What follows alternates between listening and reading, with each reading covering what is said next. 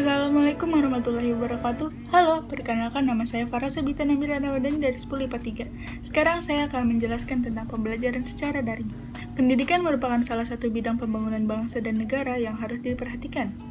Oleh karena itu, pendidikan dipandang sebagai salah satu faktor terpenting dalam kehidupan seorang manusia. Setiap negara memiliki landasan dan tujuan pendidikan yang berbeda. Salah satu tujuan pendidikan di Indonesia yaitu untuk mencerdaskan kehidupan bangsa. Oleh karena itu, seluruh warga negara Indonesia berhak untuk memperoleh pendidikan tanpa memandang suku, ras, dan agama. Pada saat ini, kita semua mengalami pandemi COVID-19, dan pemerintah mengeluarkan kebijakan agar tetap di rumah saja.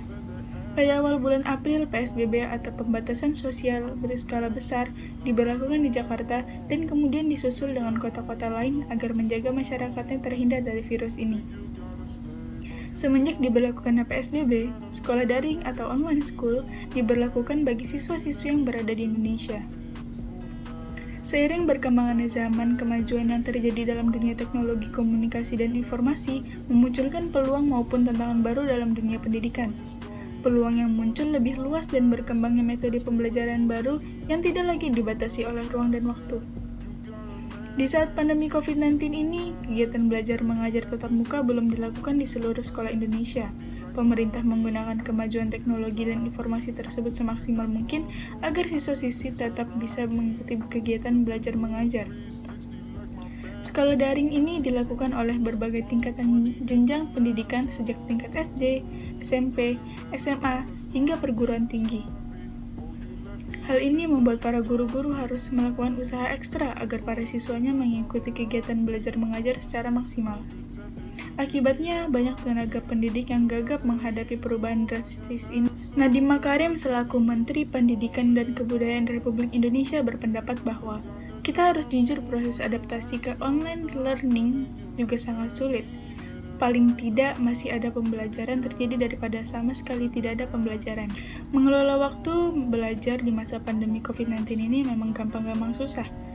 Sehari terdapat waktu 24 jam untuk bisa kita mempergunakannya dengan tepat dan efisien menurut kebutuhan setiap orang. Hanya saja, tidak semua orang mengerti atau menggunakan waktu yang mereka punya dengan sebaik mungkin, juga bahkan lalai untuk memahami konsep waktu yang berharga.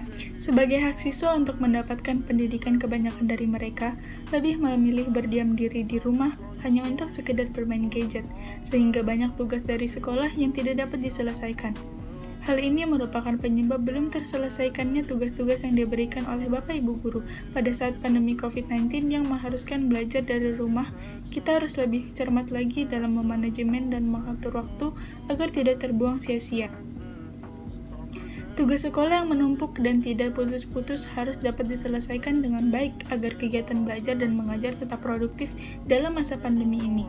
Oleh karena itu, perlu adanya memanajemen waktu yang baik agar bisa maksimal dalam setiap harinya. Maka aturlah waktu Anda, jangan sampai waktu Anda habis terbuang dengan percuma untuk kegiatan dan kebiasaan yang Anda miliki yang bersifat sia-sia dan tidak memberi manfaat bagi sesama, terutama dalam kehidupan Anda sendiri. Namun, ternyata banyak masyarakat yang menyia-nyiakan waktu untuk bermain game dan bermain sosial media.